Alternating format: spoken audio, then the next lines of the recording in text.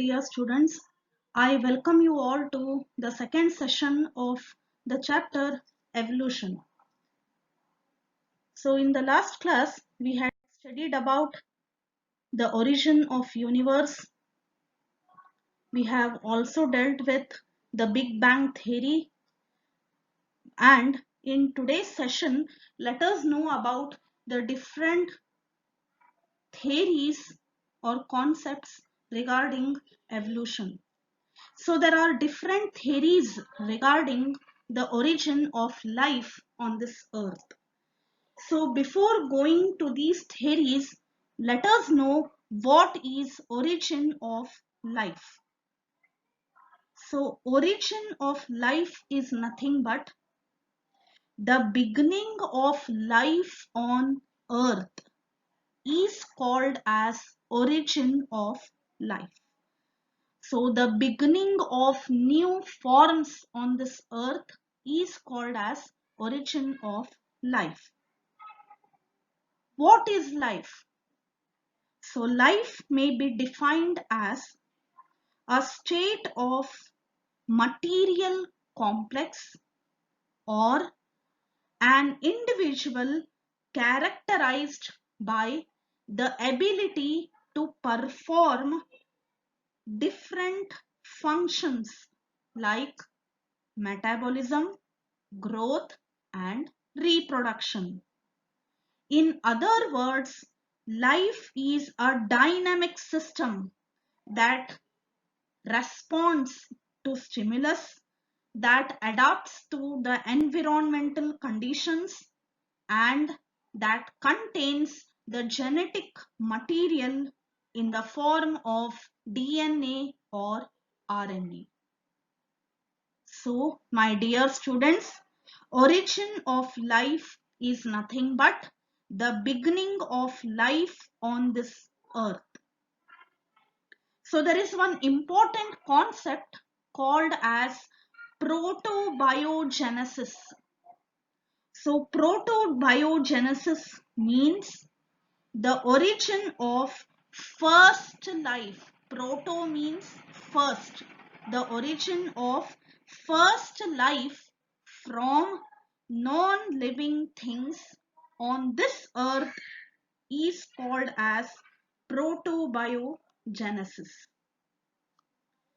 So, regarding the origin of life, there are different theories. Philosophers, scientists have advocated or they have proposed different theories regarding the origin of life on this earth. So amongst them, the first important theory is called as theory of panspermia. So according to this theory, life originated on this earth from spores released by the meteors in the space which are passed into the atmosphere. So this theory is called as theory of panspermia. So what do you mean by meteors? So meteors are the objects in space that range in size from the dust grain to the small asteroids. So we can think them as space rocks. So when these meteors enter the atmosphere of the earth at a high speed, they look like shooting stars.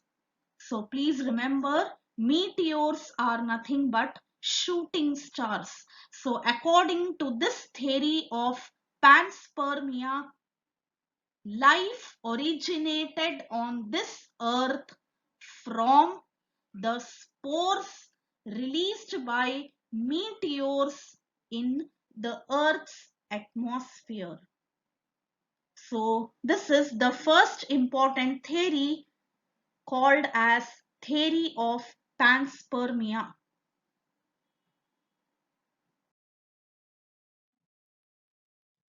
Next important theory is the theory of abiogenesis. So this theory is also called as theory of spontaneous generation. Abiogenesis means non-living things. Spontaneous means all of a sudden. So this theory, that is theory of abiogenesis or spontaneous generation, was proposed by Aristotle as well as Van Helmont. So according to this theory, life originated on this earth from non-living things in a spontaneous manner. As a result, this theory is called as theory of abiogenesis. So please try to understand. So according to this theory, life originated on this earth from non-living things. As a result, this theory is called as theory of abiogenesis. So let us quote some examples.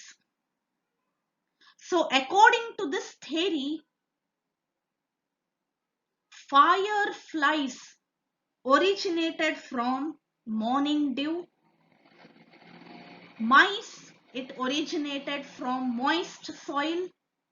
So soil, it is an abiotic non-living component. Maggot flies originated from meat. So here, from these examples, we can understand that living things originate from non-living things. So this theory, it was later on disproposed or disproved by certain scientists.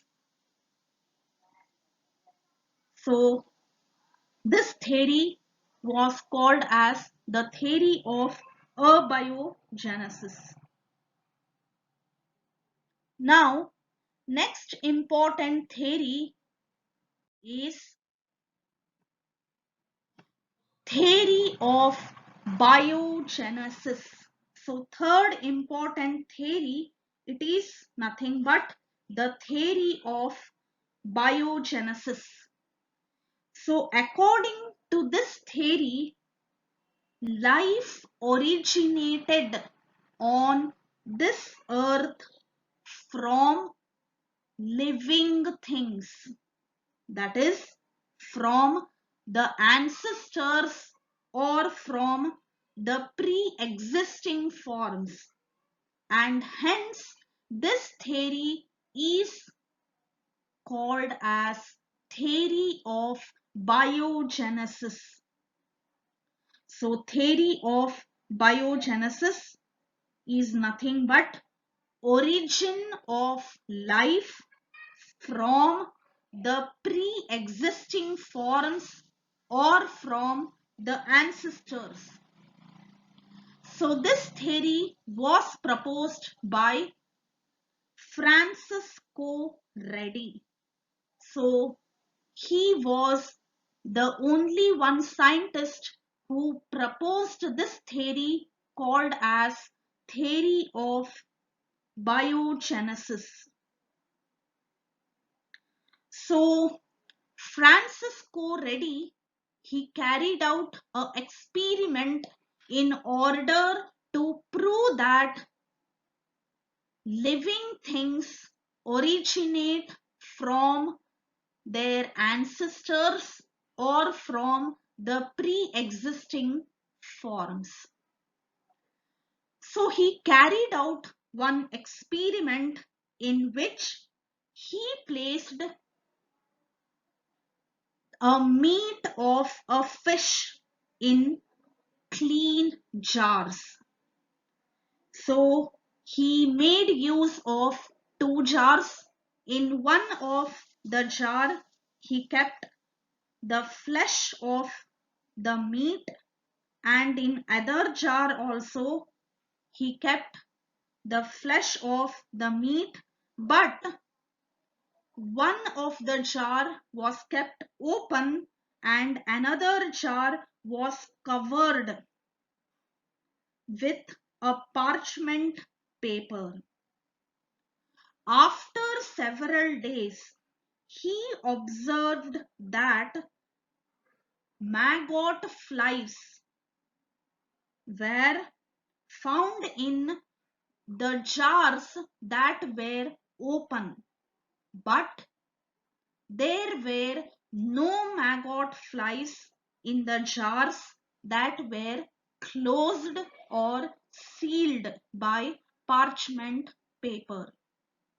So this experiment clearly proved that living things originate from the pre-existing forms. So in the open jars, the maggot flies could easily enter the jar along with the air. So these maggot flies laid the eggs, and as a result, the young ones were formed. But in the sealed jars, the flies could not enter, and as a result, there were no maggot flies in the sealed jar. So this experiment was regarding the theory of biogenesis proposed by Francisco Redi. Another one important scientist, that is Louis Pasteur. So Louis Pasteur carried out another one experiment in order to prove the theory of biogenesis, and this experiment carried by Louis Pasteur was called as swan-necked experiment. So this experiment was named as swan-necked flask experiment. So in this experiment, he made use of swan-necked flasks or yes-necked flasks.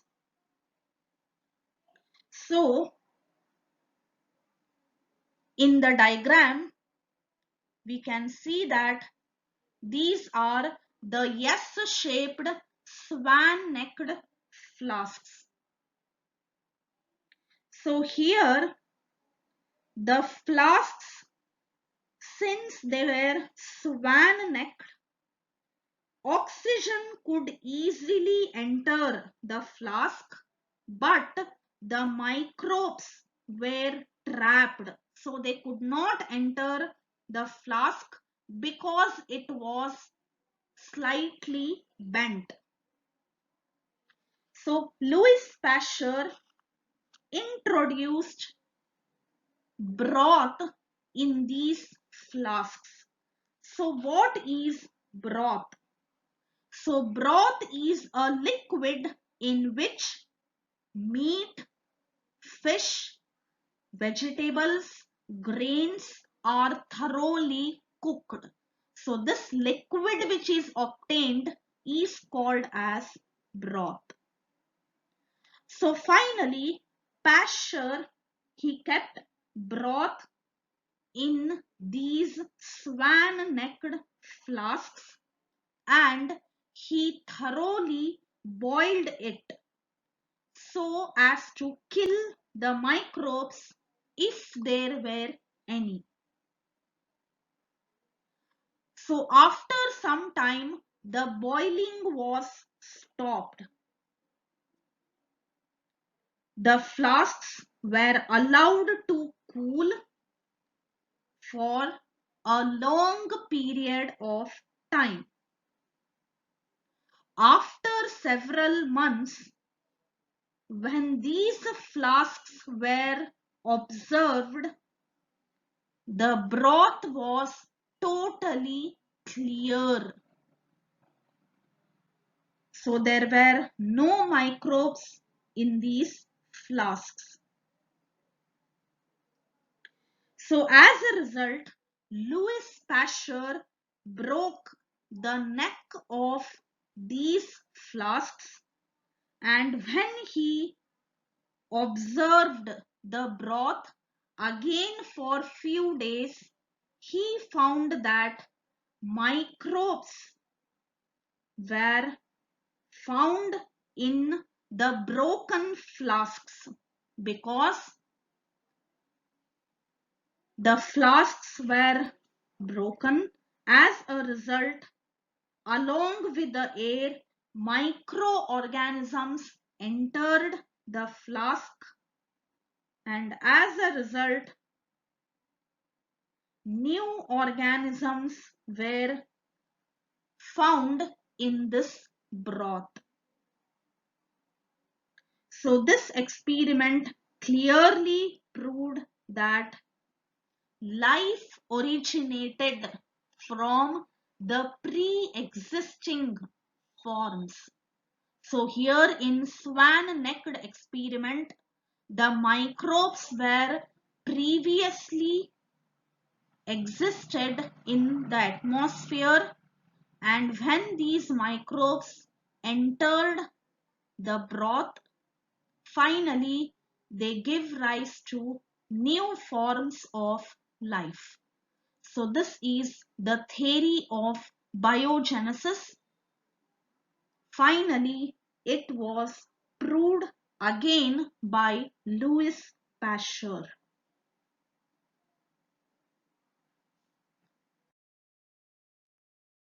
Now, let us know about another important theory, that is theory of chemical evolution. Theory of chemical evolution.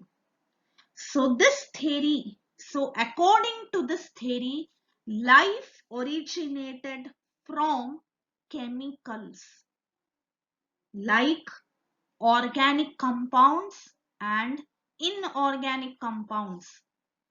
Hence, this theory was called as theory of chemical evolution. This theory was proposed by A.I. Oparin and Haldane. So A.I. Oparin and Haldane proposed this important theory called as theory of chemical evolution.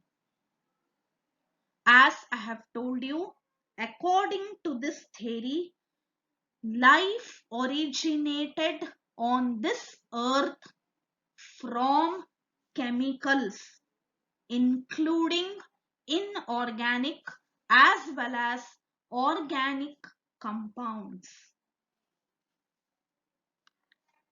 So A.I. Oparin and J.B.S. Haldane proposed this important theory, and the theory of chemical evolution includes the following steps. So first important step in this theory is formation of primitive atmosphere. Formation of primitive atmosphere. So according to J.B.S. Haldane, the earth was originated about 4.6 billion years ago. So this earth was probably a mixture of hot and molten gases. So this primitive earth developed a atmosphere in its early stage, which is called as the primitive atmosphere. So this atmosphere was composed of hydrogen and its compounds.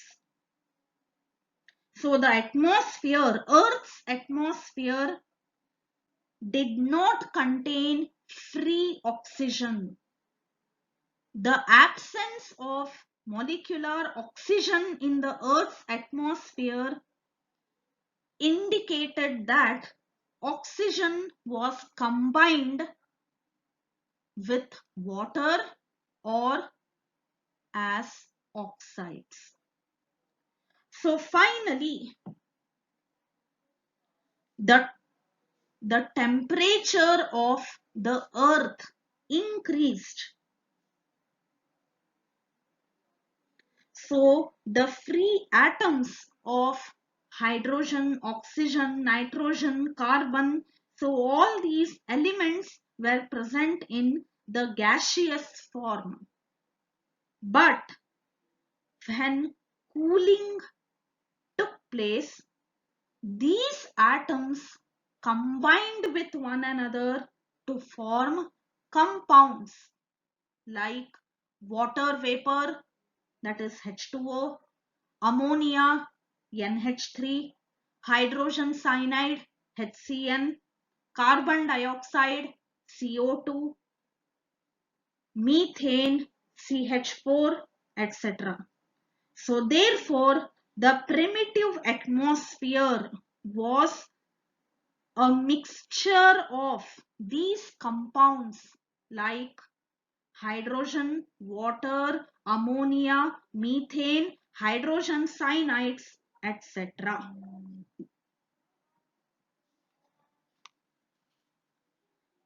Next. So finally, in the second step, there was formation of micromolecules. So micromolecules are nothing but sugars, amino acids, fatty acids. So all these are basically called as micromolecules.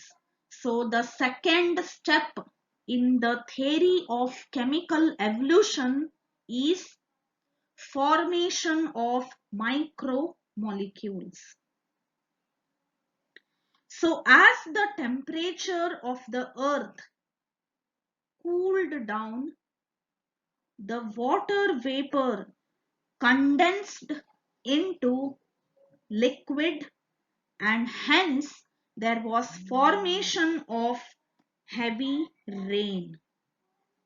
So this resulted in formation of large water bodies like ponds, lakes, rivers, etc. So this rain water dissolved all the gases that were present in the atmosphere, and as a result the ocean was full of organic compounds.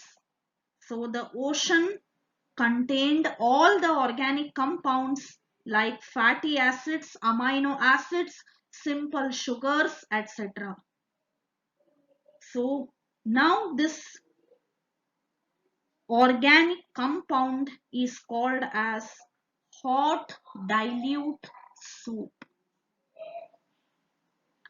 So this is how micromolecules were formed. Next, third step is formation of macromolecules. So macromolecules are nothing but carbohydrates, proteins, lipids, nucleic acids. So all these are macromolecules. So how did these macromolecules form?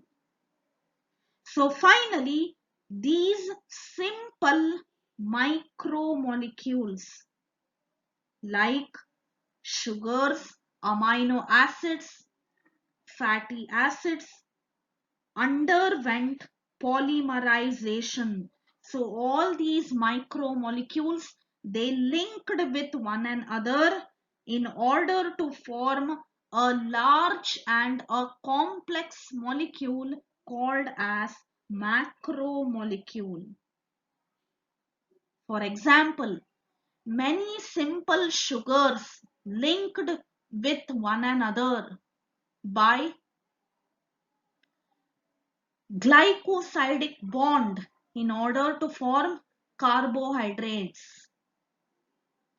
Proteins are the macromolecules formed by the linkage of several micromolecules, that is amino acids, with the help of peptide bond.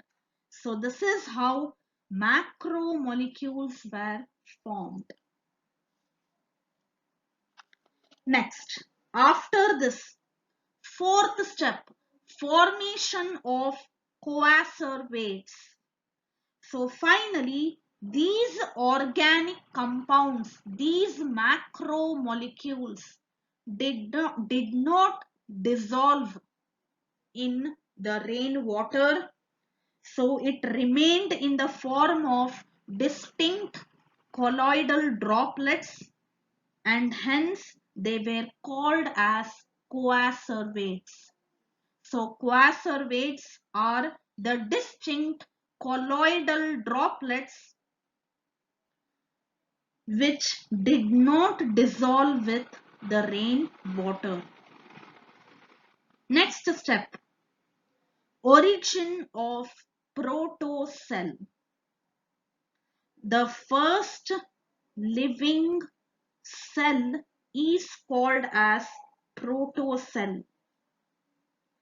So these coacervates, they absorbed nutrients from the ocean and they increased in their size, they grew in their size, and now they were called as protocells, or they were called as protobions. So these protocells contained ATP, and as a result they had the ability to carry out replication, etc. So the next step in the theory of chemical evolution is the origin of cell. So finally, the origin of first cell from protocell started in the environment, and as a result there were formation of heterotrophic bacteria.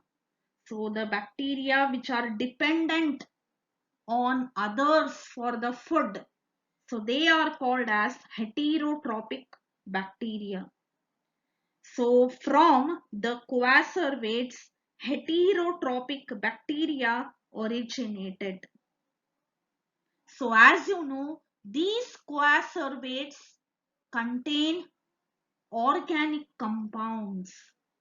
So these organic compounds underwent fermentation, and later on there was formation of heterotrophic bacteria that were dependent upon the organic compound as well as inorganic compounds. So finally, from the heterotrophic bacteria, autotrophic bacteria were originated. So, my dear students, this theory is called as theory of chemical evolution. So, this theory was proposed by J.B.S. Haldane and A.I. Oparin. So according to this theory, life originated on this earth from chemicals, and hence the name goes as theory of chemical evolution. So this theory has different steps, that is formation of primitive atmosphere. Second step, formation of micromolecules. Third step, formation of macromolecules. Then formation of coacervates, followed by formation of protobiont and protocell. So these are the following steps in which life existed on this earth. So this is about theory of chemical evolution.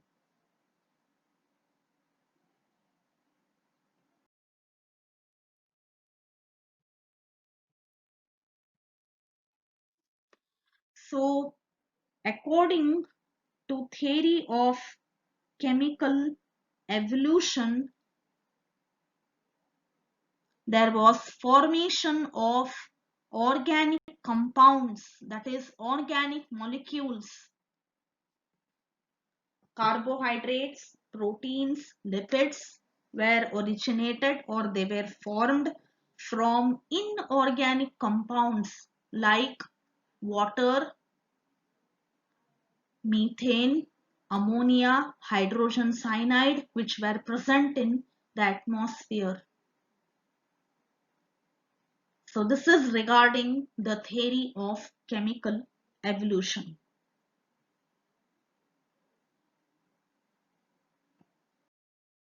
So let us summarize the concepts once again. So in our today's session, we have studied about the origin of life. So as I have told you, origin of life is nothing but the beginning of life on this earth. So life originated on this earth for the first time. So this is nothing but the origin of life, which took place about 3000 million years ago. So origin of life on this earth took place about 3000 million years ago. In our last session, we have also studied about the origin of universe in relation to the Big Bang theory. So as you know, the universe was originated about 20 billion years ago. So we have also studied about the origin of universe, and in today's session, we have studied about the primitive earth, that is the theory of chemical evolution with the help of simple inorganic compounds like water, ammonia, methane, hydrogen cyanide, carbon dioxide present in the atmosphere. So these gases combine with one another and they later on form organic compounds like carbohydrates, proteins, lipids, etc. So this is regarding the theory of chemical evolution. So let us wind up here and continue in our next class. Thank you.